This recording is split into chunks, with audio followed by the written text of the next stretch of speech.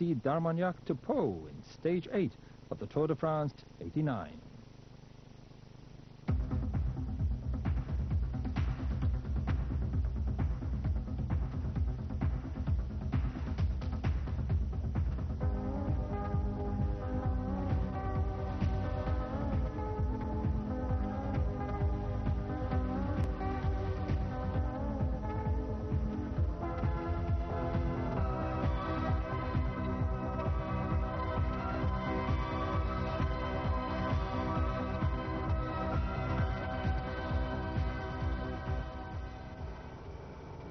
The Tour de France in full cry at the end of the first week. 191 from our original field of 198 riders, and quite a sight, isn't it? Good evening. It's been an eventful first week as well. The shortest price favourite for years, Pedro Delgado, lost his way. We've had a succession of different stage winners and a real sporting fairy tale.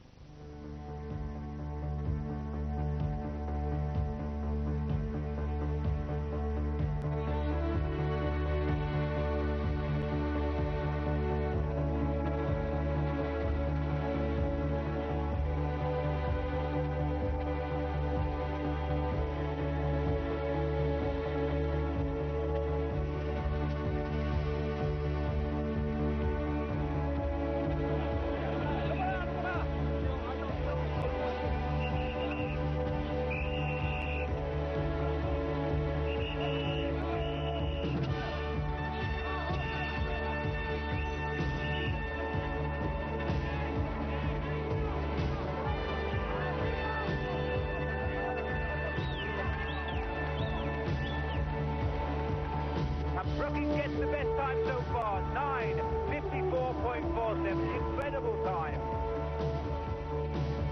Delgado comes to the line then.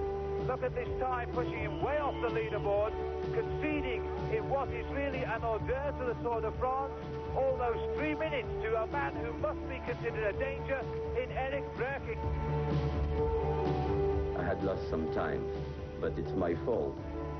There is no other explanation. It's totally my fault.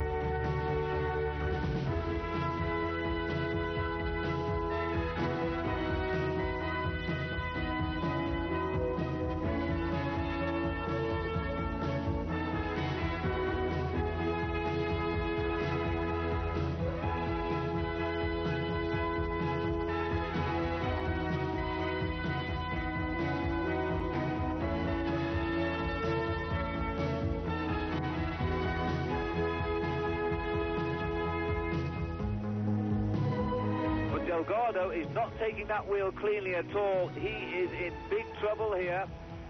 The defending champion of the Tour de France. These are going to be the most forgettable opening 2 days of his whole professional cycling career.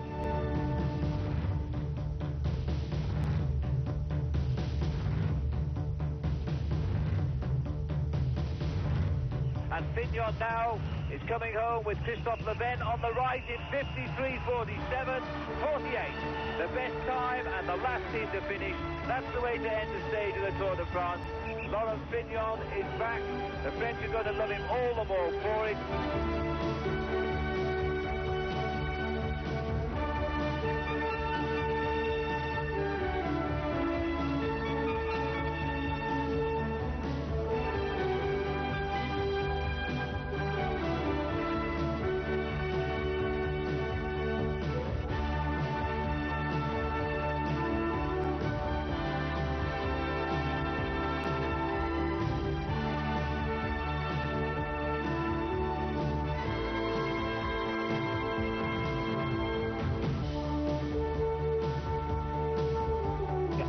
Goes, that's the place he has to go.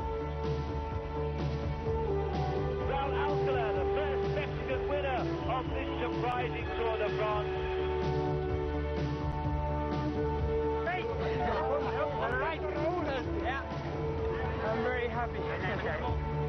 Raul Alcala, his first ever stage win and the first for a Mexican. But with the cobbles, the hell of the north lying in wait, that smile would soon be off his face.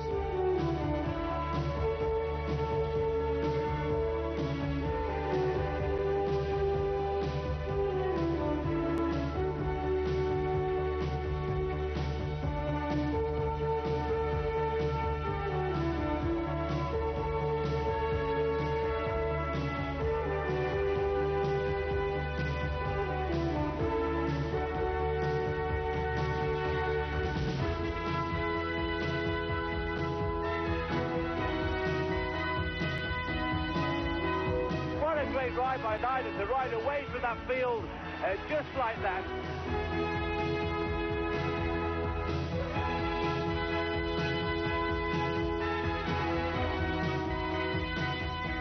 Well, at the moment, I was looking around for Andy, and I just got on the wrong side of someone's wheel, and I just lost my balance and came down.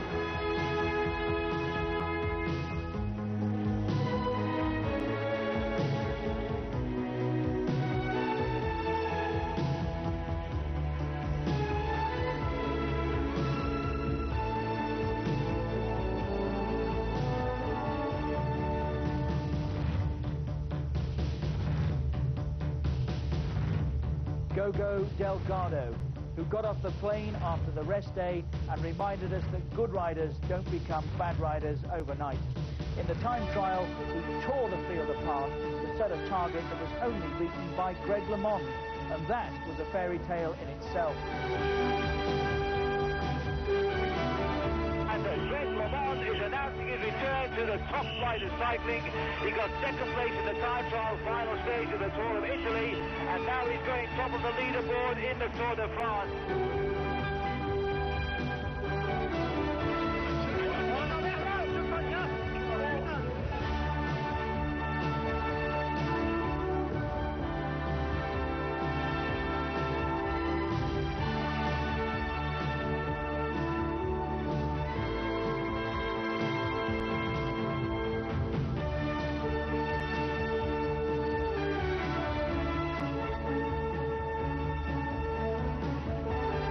Day 7, Joel Pellier built up an 18-minute lead at one point.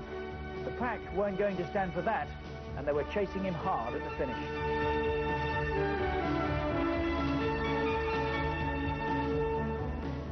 Straightens his glasses, on the arm. Joel Pellier takes the flag today.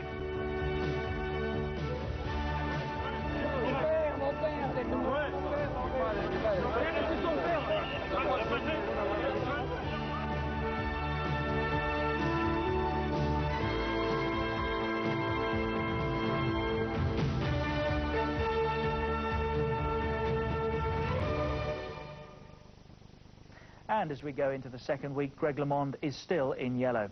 We'll be taking a look at our first pictures of today's stage very shortly, and our studio guest again tonight, Malcolm Elliott. And Malcolm, like the rest of the riders on the pro circuit, would be the first to acknowledge the backroom support which goes into keeping this extravagant circus on the road. The Dutch team, PDM for instance, have no less than 15 people working behind the scenes, morning, noon, and often through the night as well. Their reward? Success, like Raul Alcala's on stage 3. He's losing time now. This will be the first ever win by a Mexican, because I'm certain that Alcala has never won a stage before. And he's going to take it up the line. It's 6.5 hours, a long day today, but the chase is now after him. Too late. Raul Alcala, the first Mexican winner of this surprising Tour de France. When Raul Alcala became the first Mexican to win a stage of the race on Monday, it was on the face of it an outstanding individual win. But it was more than that. It was a victory for all the backroom boys of the PDM team who keep the 9-man squad on the road. Running a team capable of winning the Tour de France can cost over £2 million a year, and everyone, not just the riders, are professionals, fired by devotion to the sport and a thirst for success. The overall manager of the team is equivalent to a football manager in Britain, except here Jan Gisbers not only plans the tactics, he also has to keep up with day-to-day administration such as paying the bills. Keeping the team on the road is the most singularly important job, and the 4 mechanics who work on the 40 bikes, countless pairs of wheels and miscellaneous equipment have the hardest job of all. A wet day will mean every bike being stripped down and all the moving parts rebuilt. It's a job that gives them no more than 5 hours sleep in every 24. Within hours of the race ending, the riders too are being retuned, and the 3 masseurs spend 45 minutes on each rider, forcing away the pain from tired but supple muscles. It's a chance too to talk and release the day's mental pressures, which in a month can often build up to be major psychological problems. The massage can be so relaxing sometimes the riders even fall asleep. In a sport where the athletes can burn up to 7,000 calories a day, their diet must be carefully monitored, which is why PDM have employed Dr. Haas, a specialist in food intake by sportsmen. Doctors too are on hand each night to make routine checks of blood pressure, vigilant for telltale signs that the rider is weakening or an illness is beginning. The 2 most feared illnesses that can ruin a rider's tour are the common cold or diarrhea. Not all of the teams have such a generous budget as PDM, and that's why this team really wants for nothing. This luxurious coach follows every race, and the driver spends 11 months of the year driving it, mostly sleeping inside. It's a scene of total tranquility for the team, and once inside, the rigours of the tour can be forgotten by watching videos, making drinks, and just relaxing mentally. Another luxury for this team is the presence of an acupuncturist who is seen here working on Raul Alcala, who believes this help is invaluable. With the needles in place all over his body, a small electric charge is passed through. And while the technical personnel keep the team on the road, Manfred Cricky, the general manager, and public relations chief Harry Janssens, an ex-professional rider himself, keep the administration problems to a minimum. Intrusions by the press and television at a time when riders just want peace and quiet is a necessary evil for a successful team, who looks certain to be opening a lot more champagne as this tour goes on. And he's going to take it up the line. It's 6.5 hours, a long day today, but the chase is now after him. Too late. Raul Alcala, the first Mexican winner of this surprising Tour de France. A behind-the-scenes look at what's required to keep a Tour de France team on the road. And as we await our first pictures today, let's just remind ourselves of the chase for the various jerseys, shall we?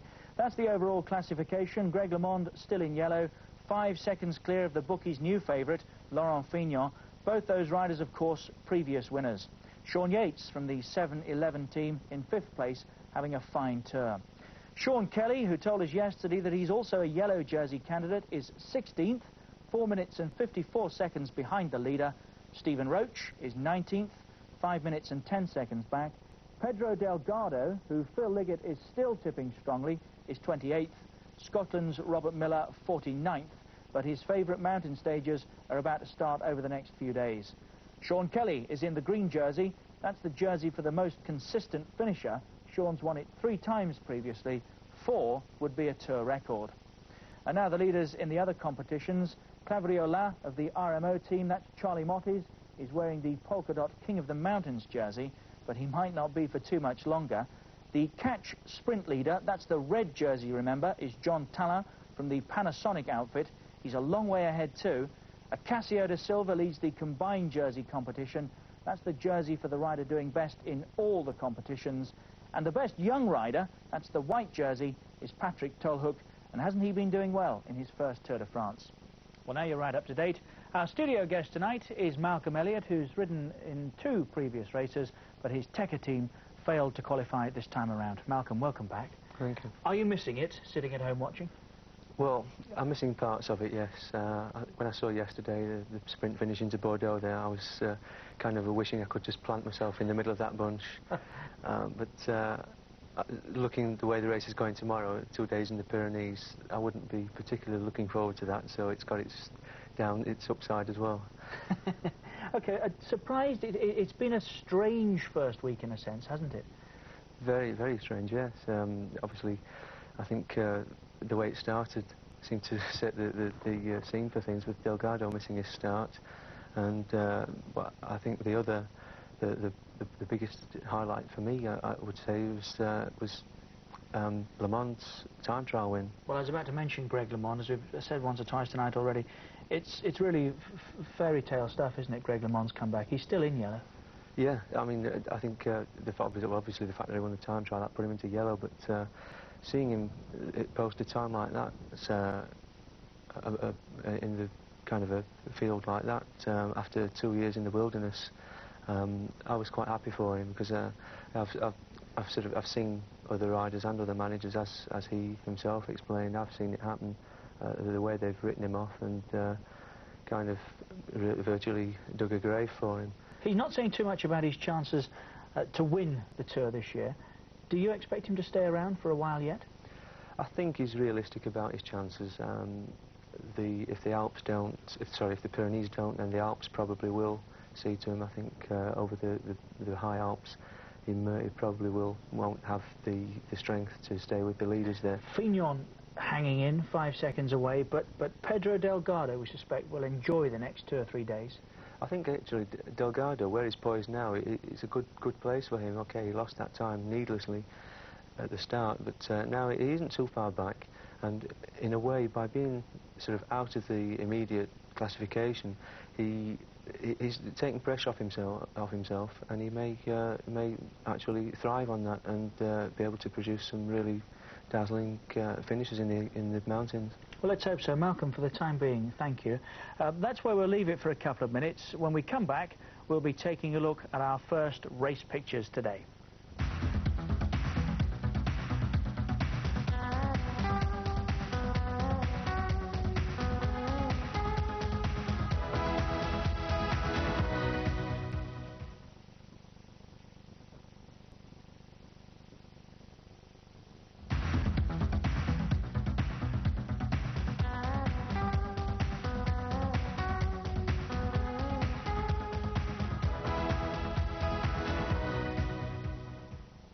Welcome back. Well, before we join the race today, let's pause and have a quick word with Paul Sherwin, shall we, who's at the start line.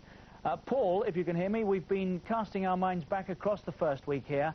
It's been an eventful one too. Can you remember one like it during your time as a rider? No, not really. 1983 was quite unpredictable because that was the year when Bernard Hinault didn't start and Laurent Fignon won for the first time. But this year, when we came into the Tour, Pedro Delgado was the overall favourite. As far as anybody else was concerned, Delgado was the only man to win the Tour. After 2 days, he was 7 minutes behind. Then he bounced back with that incredible time trial, and now, as far as I'm concerned, Delgado is still a possible winner of this Tour de France. Look at Greg LeMond. 2 years ago, Greg was nearly dead, and now he's right back at the top of world cycling. He's wearing that yellow jersey in the Tour de France as we go into the mountains. Yesterday, Sean Kelly crashed. He bounced back up again to finish the stage and wear the green jersey. Yes, and Sean, of course, telling us yesterday, Paul, that he's actually a candidate for the yellow jersey as well, which is encouraging. What do you see happening today? Well, I think really what you'll see in the early part of the stage is you see Sean Kelly trying to protect that green jersey by going for the early hotspot sprint competitions. But you must never forget that the last time Sean Kelly won a stage, it was in Pau, so he'll probably be trying to attack near the end as well. As for the main contenders of the Tour de France, Delgado, LeMond and Fignon, they'll probably be taking a little bit of a backseat ride today because tomorrow for them it's going to be the first big rendezvous when they get into the mountains. At the end of the day, really, I can see possibly a big sprint when we get into Pau and Greg LeMond still being in the yellow jersey. Paul, thank you, and we'll hear from you and Phil Liggett, of course, on the race in a moment or so. OK, thank you very much, Richard. Right, let's get on to the road, shall we? We're on stage 8 of the 89 Tour de France, 157 kilometres, 98 miles from Armagnac to Pau, a town right at the foot of the Pyrenees. We join the race about 35 kilometres out of Pau. There's a break of 4 riders. Ireland's Martin Early is one of them. Our commentators are Paul Sherwin and Phil Liggett. And welcome to the Route du Tour, Richard, today. And as you can see, the lime-coloured jerseys here of Greg LeMond's ADR team now getting down to the business as the race rolls towards the finish of the stage in Pau. 158 kilometres, but there are 4 riders having broken clear. They are 4 riders insignificant in the overall situation of the race, and Greg LeMond won't be too concerned about their breakaway, but the traditional chase to hunt them down is now beginning as they come into the last 40 kilometres of the stage. All of the ADR men here have been brought to the front, and they've been riding steady tempo now and increasing their speed gradually for the last 45 minutes or so. The 4 leaders, and we'll go to those, and I'll tell you who they are in just a second, had a lead of over 3 minutes. The last check we got with 118 kilometres covered was 2 minutes and 25 seconds. It's been quite a day because there's been no real attacks, and LeMond happy to stroll towards the gateway to the Pyrenees, but one rider who did crash today in the Z Peugeot team, Bruno Cornier, he, as far as we know, is okay, but then again, the Z Peugeot team do seem to be having some rotten luck on this Tour de France because Ronan Pensek lost all hope of winning and he is really, along with Eric Bowie, the team leader, and he lost 11 minutes on the stage a couple of days ago. Well, this is the ADR team chasing down. Let me give you now the 4 leaders in the breakaway. Philippe Louvio for the Z Peugeot team. Michael Wilson of Australia, who rides on the Helvetia team, the same team as Steve Bauer. Martin Early of Ireland, riding on Sean Kelly's PDM squad. And the 4th rider, Eric Caritou, the RMO man, who is the champion of France. Well, Phil, if you can just get a glimpse of Greg LeMond's bicycle there. He's changed his bicycle in the last couple of days because he's adopted a lighter bicycle for when he gets into the mountains. The reason he's using it today is so that his body can get used to it, because although most of these riders' bikes are the same size, this one is probably just going to be a little bit different. As we go back to the front, there's Serge Boucherie, the team manager of the Z Peugeot team, having a quick talk with Louvio, trying to explain to him what the running's like, what the situation's like at the back of the race, because there are 2 team cars per team in this race, and they'll be in contact by their own radio telephones as well as the race radio, so they know exactly what's going on in the front and the back. And it's also a time when the team manager will come to the bunch and try and let his rider drop to the back of the field a little bit and stop him working for 5 or 10 minutes, give him a bit of a breather. Tricks of the trade there from Paul Sherwin, who's ridden 7 of these Tours de France.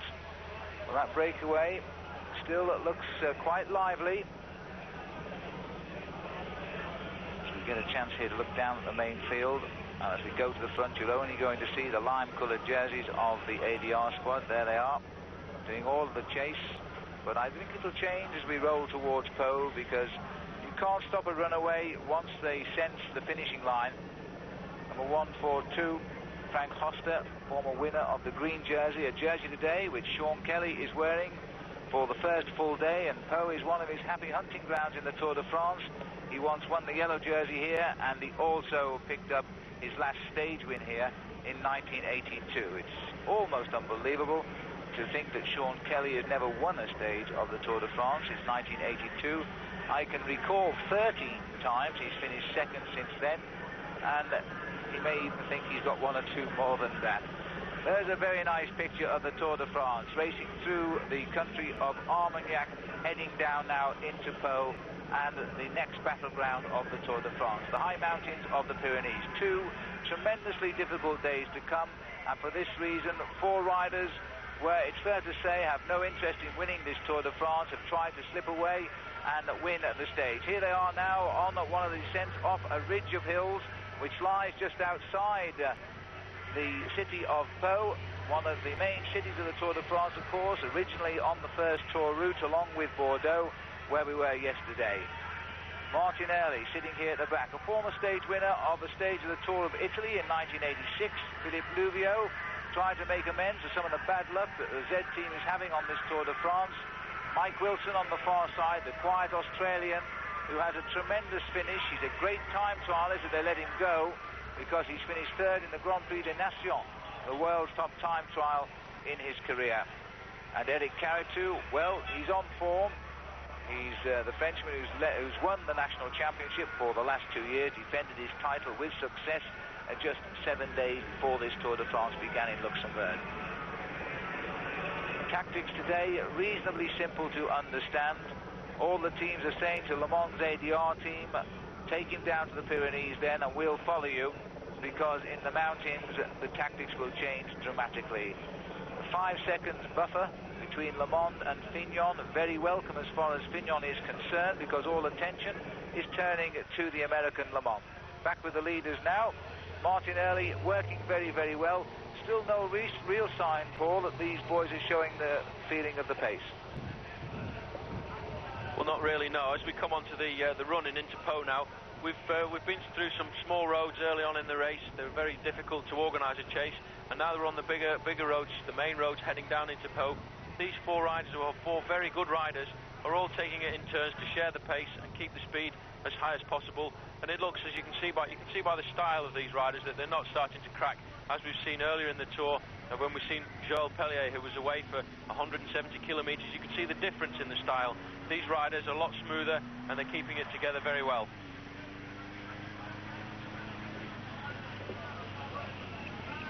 Well, an English voice in the breakaway. And a lot of English voices following this Tour de France all the way down from Dinard and Rennes.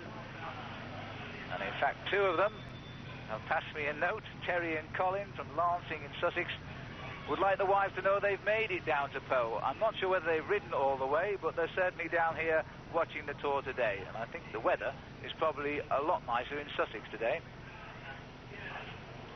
This is the flat approach into Pau. There's only one way out, and that's over the Pyrenees for the Tour de France. And I think it's fair to say that none of these riders will be seen in the action on the two stages to follow. Martin Early will agree with me. Eric Caritou, one could have said that he might have been, because he is a past winner of the Tour of Spain, which is a mountainous race, but he hasn't really reproduced that form at all. Now the field is beginning to get a little bit more angry, because the appearance on the right here with the white helmet is the Panasonic boys now deciding it's time to close down on the four leaders. So it's Teun van Vliet who's coming through there to break up the rhythm of the ADR boys. Frank Hoster is up near the front, so too is Josh Lammerts. Johan Lammerts to the right of our picture there with no crash helmet on. And now it looks as though we might be just witnessing the start. Stephen Roach is putting in an appearance just before he got squashed out and pushed behind the boys in lime green, but he's up there too. And that's a big question mark on this year's Tour de France. Just how good is Stephen Roach going? He stayed away from the front for the last few days, and now is he trying to hold himself in readiness to have a real go in the Pyrenees? The latest time check, 2 minutes 35 seconds, 124 kilometers covered, just 34 kilometers to go, and there is confirmation of that.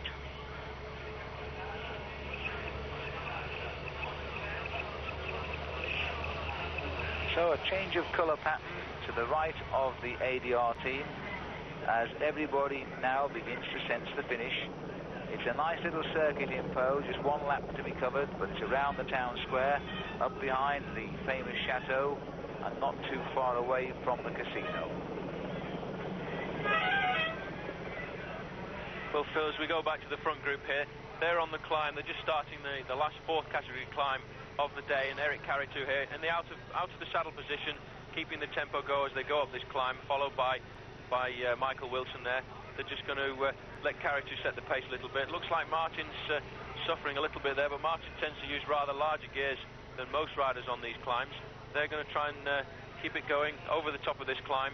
Probably won't sprint very much for the King of the Mountains competition, but maybe Caritou will have a quick go, because he's got his teammate Thierry Claverola, who's the current leader of the King of the Mountains, who actually overnight had a special bandage made for his finger, which is broken, to try and keep him in the race. But I really don't know when they get to these big Pyrenees mountains if he's going to be able to get through.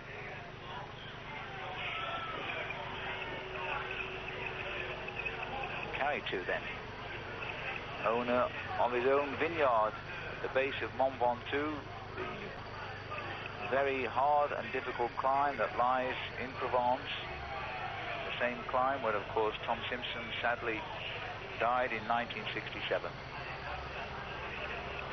Switching back here to the breakaway, the long line of support vehicles you can clearly see now. They drive on the left of the road. What press there are left following the race so near the finish, they drive on the right. And of course, they must always give precedence, should there be a problem, to the directors sportifs, the team managers of the teams in the Tour de France. Hey, Eddie Plankett here on the right.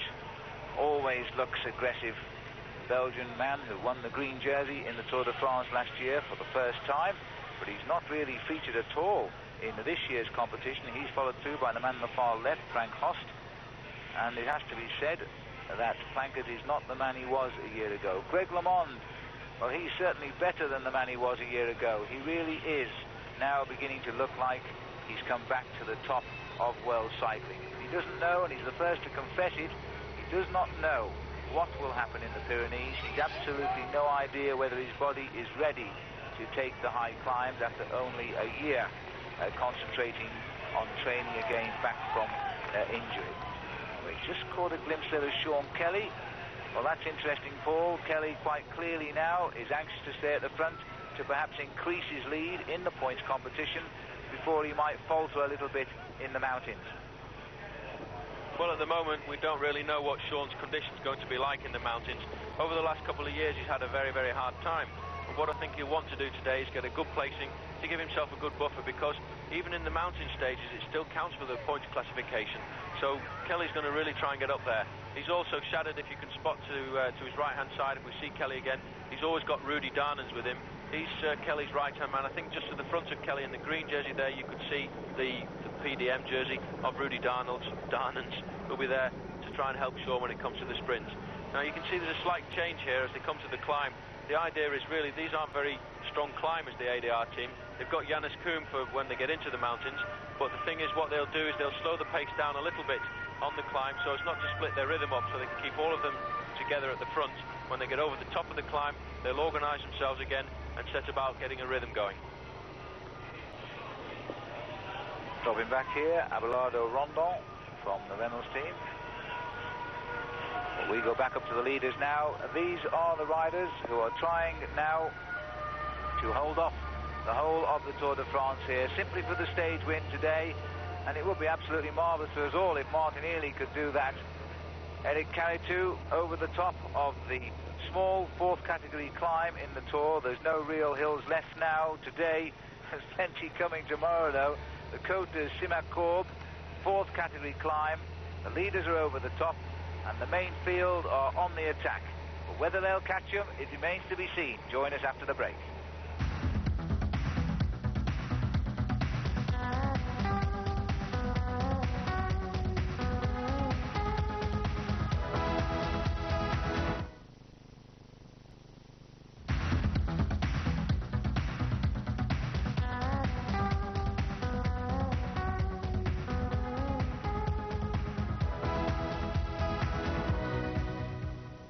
Welcome back. Malcolm Elliott is still with us watching today's stage.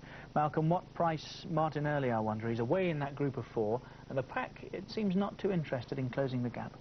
Well, back in the bunch, I don't think there's any real reason. The only people they're chasing are ADR, and I don't think they're too keen on particularly on getting the break back, just mainly on limiting the time gap which the break can get.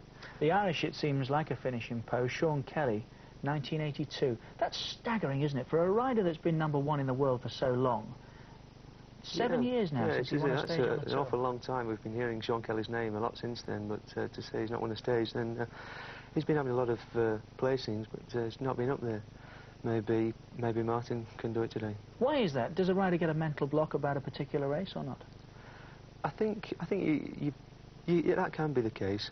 Also, just expecting it to come too easily, maybe. Always something or somebody which gets prevents you from doing it. A couple of things which struck me watching that stage today. The average speed, 98 miles. It's little more than a stroll for you, is it? But the prospect of 98 miles would very nearly kill me. Well, as you say, it's a long way, but in terms of Tour de France, it's quite a short day, particularly as it's not got any real climbs on today. Around about a 4-hour race. What sort of speeds then are riders reaching on average over this sort of distance? I think 25, 27 miles an hour on a day like today. Things like wind direction, you've got to take that into account. If it's quite a rolling sort of countryside, then that's going to slow you down a bit. Just the pattern of the race, all these things dictate the average speed. And that lovely shot that we saw looking back down the peloton, if you're at the back, you stay there at this stage of the race. Well, at this sort of distance from the finish, especially as the tempo's starting to increase, if you don't start making your move up from the back there at that time, then you can really kiss it goodbye. You stay where you are. Yeah. You stay where you are. OK, Malcolm, thank you. Let's get back to the race, shall we? That breakaway group of four is still away. The gap is 2 minutes and 20 seconds. And there's a second group now of 2 riders away from the pack. Let's rejoin Paul and Phil. As we look down now, a change in the pace-making at the front. The ADR team will welcome a little bit of help as they begin to gather speed, and hopefully in the next few miles we'll start the chase that might invoke the capture of those 4 men. Certainly over the ground, that bunch is moving, and it's down to 220, which is the latest check. The 4 numbers on top of the board there, the numbers of the 4 riders in the breakaway, and here they are. Philippe Louvio, the rider, sitting at the back, carried 2, champion of France, now taking his turn at the back, while Martin Early from Ireland and the Dutch PDM squad sets the pace. 4th man, Michael Wilson, who just seems to sit there and let the world go round. His rhythm hardly alters as he just pushes through the pedals, doesn't look to right or left. He's quite a stylist, but he's an exceptionally quiet man, a very personal man. As he now moves gently towards the lead of the 4, and it's Martin Early's turn. Puffing and blowing a little bit, but the race is coming towards a close, and there's still a real possibility that these 4 will survive. Well, again, Phil, it all really depends on whether any of the other teams start to help ADR, because as you can see, their chase is not really a convinced chase. They're just organising themselves to keep a nice steady tempo so this breakaway doesn't get too far. It could be really down to the Panasonics to come and give the ADR team a little bit of a help later on, but if it does come down to a sprint and this group does stay away, Michael Wilson must have one of the best chances of winning the sprint. Although this year Martin Early's won 2 stages of the Tour de Vaucluse earlier on in the year, so Martin's coming along quite well, and he'll be out to get a bit more publicity for his team before they get into the mountains. These are the undulations now as we approach Po. Little short, steep climbs, they make the legs ache, and then fast descents to try and make up lost time. Very difficult run into Po, and very difficult for a lone escaper like Tebaldi now to pull back those 4 leaders, because I can't believe that the bunch will allow him to slip away like this. He's hit them right at the psychological moment when he went, because there's been a lot of attacks, and then when they eased up, he tried it, and it worked successfully.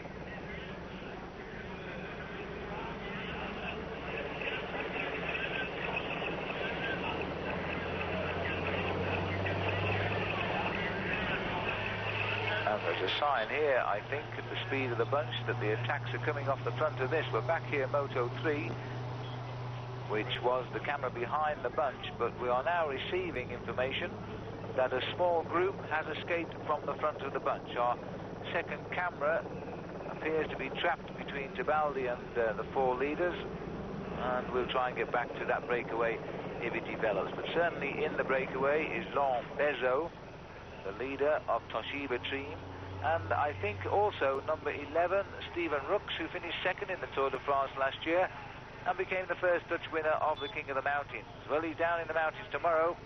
Maybe he's trying to just give them a little bit of an advantage before he gets there. Or get himself a little bit of an advantage, rather, before he gets there. And again, Serge Boucherie up to his man, Philippe Louvio, to try and encourage him to keep it going. The gap down to 140. A little group has formed behind. We haven't got back to it at all yet, and they are 13 kilometers from the finish. So the chase is still very much on, and it will be a matter of survival, because the group has actually been swept up, and 4 men are now going clear, and the gap is just 34 seconds, they're saying. The gap has sliced to 34 seconds. If that is true, then very shortly Serge Boucherie here will receive a radio warning to leave the race completely, because the commissaires, the referees, will not allow team cars in a gap that's less than half a minute. We'll see if that is true, but that seems to be the information we're getting, and the rider I think is chasing is Laurent Bezot.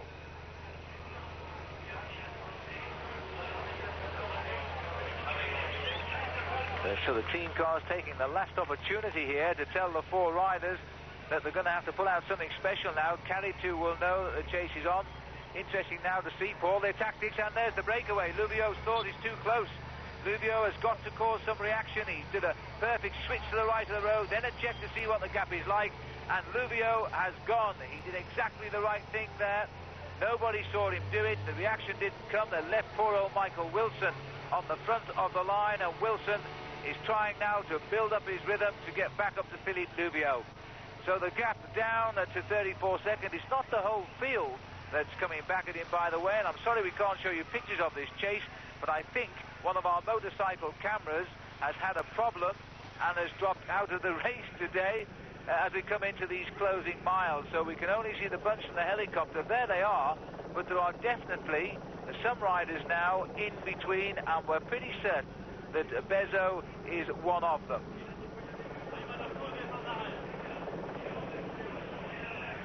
This is the main field, and this is the back of the main field.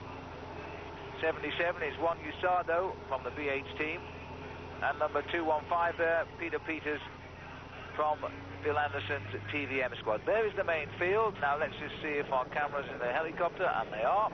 I'm going to move us gently up the road. We can see what we can pick out. Not a lot, it seems. Wait a minute. Going down towards the leaders now. It does seem that we're having no success locating the race as we come down towards Po. You can see the weather conditions which are lying now across the Pyrenees. If this weather continues, although it's not terribly unpleasant in Po, it will be very, very unpleasant once we climb up to the heights of the mountains. The Pyrenees have one of those reputations of being shrouded in mist, full of mystery, and quite often they can dramatically reshape the Tour de France.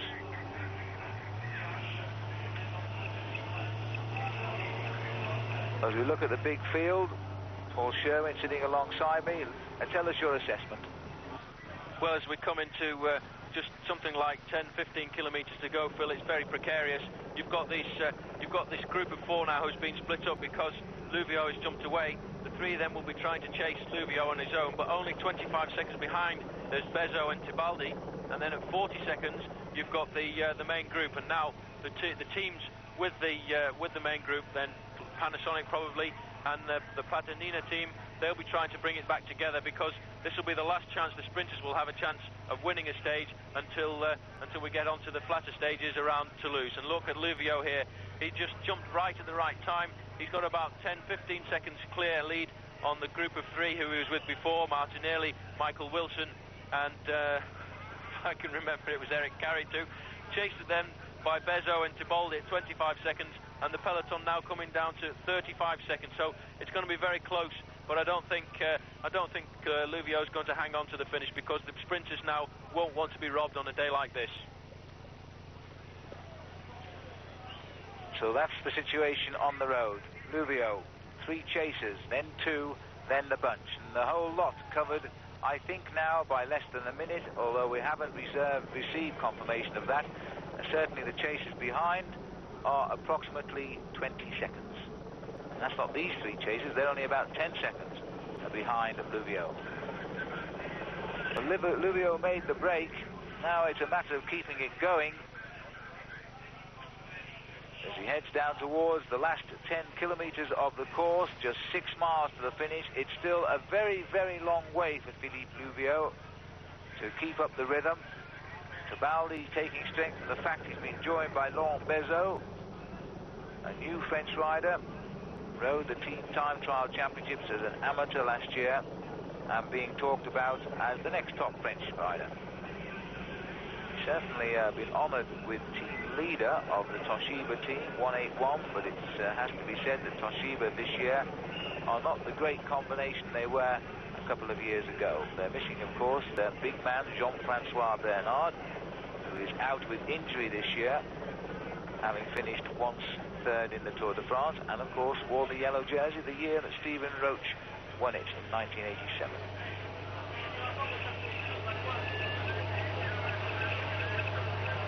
Head down and go as fast as you can.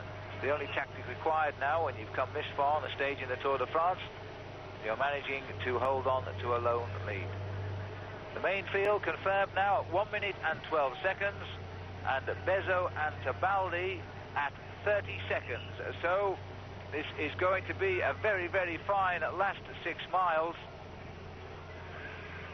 because the three chasers that Louvio has left are really only just a handful of seconds behind, and it should be that Bezo and Tibaldi will get up to those three in the next couple of miles. That's if the whole field doesn't regroup.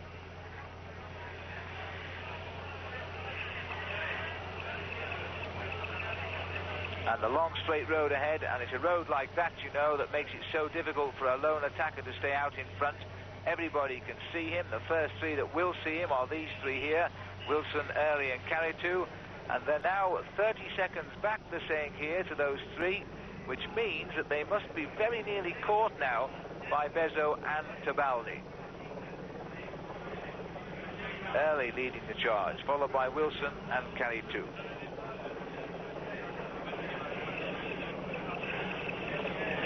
A predictable day to some degree in the Tour de France. The leaders not wanting to take part in the race, wanting to conserve all of their energies and their secrets, because they don't want anybody else in the race to know their strengths or weaknesses when we go off into the Pyrenees.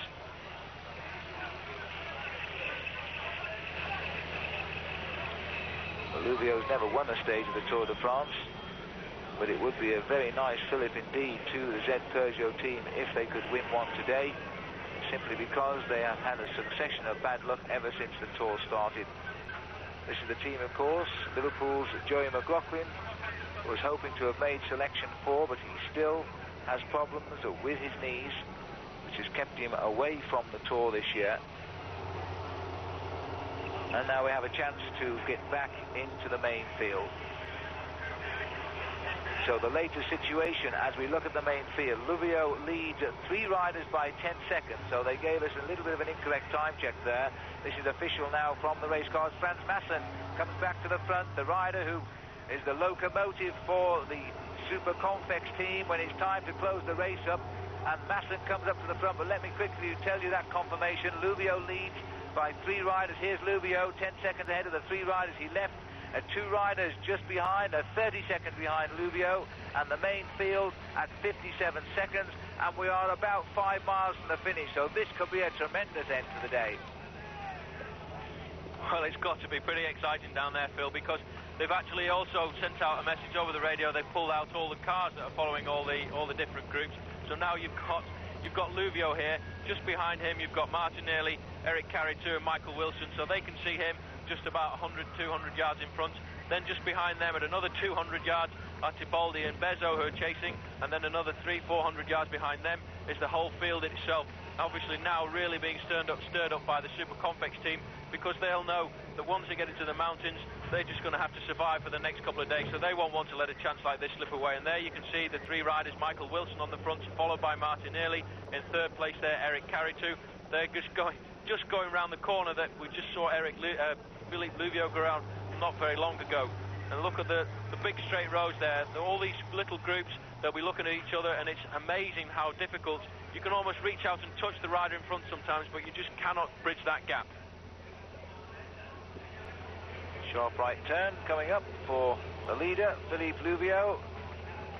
When the riders reach the finish today in Pau, they'll have covered just a whisker under 900 miles of this year's Tour de France. Tomorrow we go through the halfway mark, and it has to be said this race hasn't begun yet, because with the Alps and the Pyrenees to come, and of course 2 very, very crucial time trials, 1 in the Alps and 1 on the road to Paris to finish the Tour de France.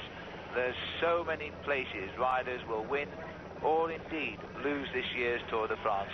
These are the little men having their day, and it has to be said that with the greatest respect to anybody who rides the Tour de France, because there are no little men really. These are the chasing 2 now. Bezo, first chance we've had of seeing him. He's taken the wheel of Tebaldi, the rider he's caught up with. Just ahead of these 2, there are the 3 of the 4 original chasers, Early, Carritou and Wilson. And ahead of all of them, of course, the lone leader, Philippe Louvio. That's the situation as we read it, with 5 kilometers to go for these 2. And I think just ahead up the road there, you can see the yellow car of the neutral service vehicle, which means that those 2 riders are almost in contact now with Carritou, Early and Wilson. Back with the leader.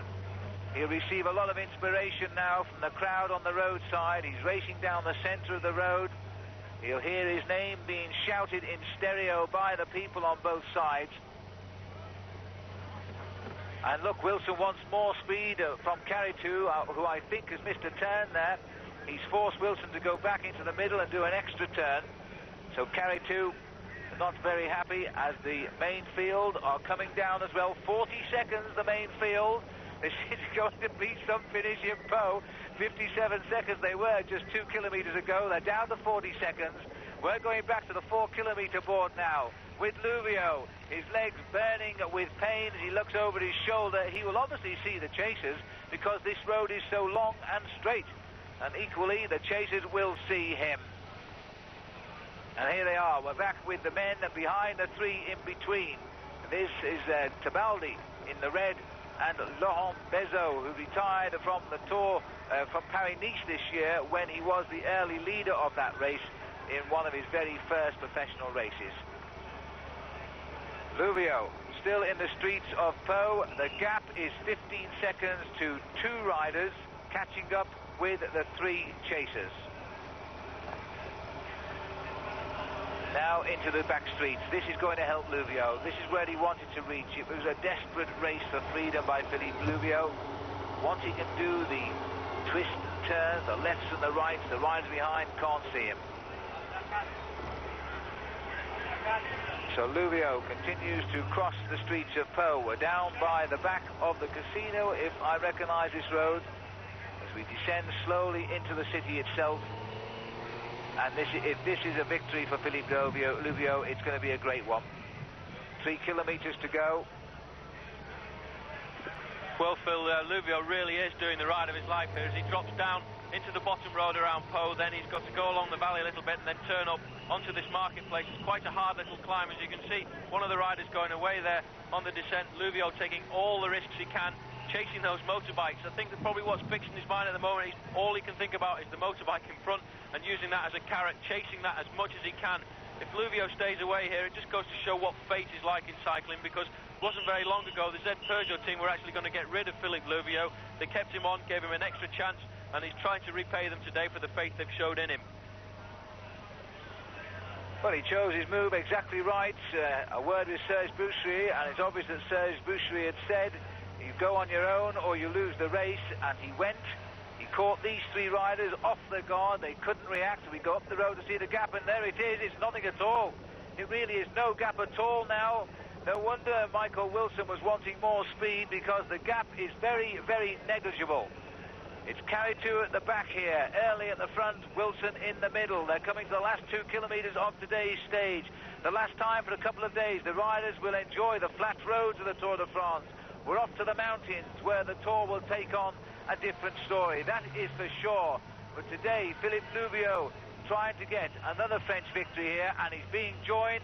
Unfortunately, all these trees are spoiling our picture, ascending from the motorbikes below, but it's crucial because they're right on his tail. Philippe Luvio hasn't won his stage in the Tour. No, they're up on him. They're up on him. Michael Wilson has brought them back into the action with a couple of kilometres to go. Philippe Luvio's day of glory may well be over. Luvio takes the back now, but what about Martin Early? Martin Early now back in the action here. Ireland hasn't won a stage since Stephen Roach won when he went on to win the Tour de France, and before Stephen Roach, of course, it was Sean Kelly back in 1982. In the streets of Po, and Ireland back in the hunt. Well, Phil, back in the hunt here, and as we come along through the bottom of these streets of Po, we're going to turn off in a minute. We're going to go up a little steep climb, and just behind there are the 2 chasers, Bezo, and they're right on the back, because there's the yellow car of the neutral service Mavic car. So Tebaldi and Bezo are just behind as well. What a finish this is going to be. They're about 10 seconds as they come up, and there is the last kilometre, Phil. That's the 1 kilometre to go flag.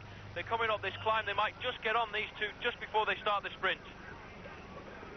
Well, there's an awful lot of people here. I was speaking to an Irishman only this morning who just happened to see the Tour was in town, and he now will know that an Irish rider's in the lead. The giant screen at the finishing area watching out now as the attacks will come. But look at these 2, they're almost onto the leaders, and they're in sight of the last quarter mile to the line as Tebaldi and Bezo have timed their arrival to perfection. I think if Bezo catches on here, he'll go immediately. He will not wait to see who will open the sprint, because he'll be too exhausted from the chase to make contact. And the rider going clear is Martin Early. That, I'm sure, is the white jersey of Martin Early, who's fled this group. And Martin Early of Ireland could be riding to victory. We'll cut to the finish camera very, very soon, but it looks like him very, very much to me that Martin Early, we're on the finishing square here. We'll turn left just at the top of our picture, left again, and Martin Early will see the banner. And he's chosen his move on the little rise inside the last quarter mile to the line. Martin Early's got it, as Martin Early comes home. This is a great victory. This is the land of the Irish, because Sean Kelly took his yellow jersey here. Sean Kelly won his last stage here in the Tour de France. Round the last bend now, and it's all very casual for Martin Early. There's not even the need to hurry. This is a marvellous victory. He's won a stage in the Tour of Italy before. Martin Early wins for Ireland here in Po, and in second place it's Carry2 beats Wilson. And Martin Early is home, and in fourth place is Lubio, fifth place is Bezo, and sixth place is Tebaldi. What a finish to the Tour de France. It looks like Stephen Rooks will take the line too. He gets 7. Kelly will come home in 8th place. He'll take an even greater lead in the Tour de France in the green jersey. Absolutely wonderful end for Ireland in the Tour today. A win for Martin Early. We call him the little man of the Irish 18, and now he's one of the big men today. He wins here in Po. It was in the end a great day for the Irish, and what a finish. And the first onto the podium, Sean Kelly, to receive the green jersey of Ireland. Oh, that's certainly the right colour today in the city of Po. Kelly will be absolutely delighted. His teammate and his friend Martin Early has picked up the stage today. The thing's going so well for the PDM team at this stage of the Tour de France. Sean Kelly's worn yellow here before, he's won here before, and now he's confirmed as the leader in the points classification. That's when the glasses fit. Almost. Nice cheer from the crowd here as they welcome Sean Kelly, leader of the race on points.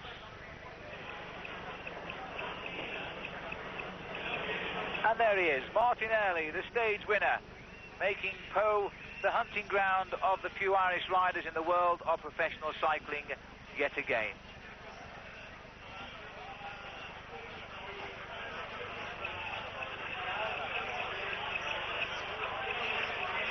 A long breakaway that paid dividends in the end, when all the way to the finish it looked so much like collapsing. Well, what a day for the Irish. Stay with us. We'll be back with more from the Tour de France after this break.